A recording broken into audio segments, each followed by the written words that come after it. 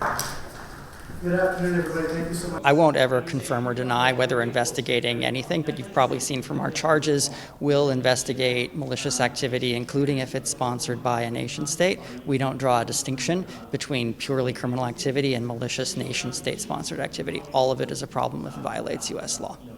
Statement, and then I'll turn to you for questions. It's important that there be rule of law in place with regard to intercept of any type of content. And I've only read the press reports here, so I can't validate whether that actually happened in the manner that's been described in the press. But if it is, that is of concern that it was done in this process that didn't follow the rule of law. Well, first I would say it's important to recognize that even those countries who seem to be somewhat more open to Huawei, at least in some of their deliberations, have said they don't want Huawei in the core of their networks. They're very concerned about the security risks. And we would say, look at the edge of the network where all your personal data and important business data is located.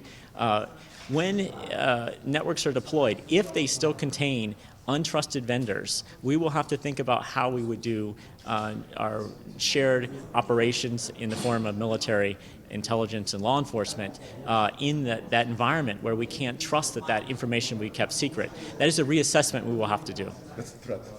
It's not a threat, it's just a reassessment, it's an operational tempo type of issue. Great, thanks a lot, Kevin. China is stealing from the United States and from Western companies every day.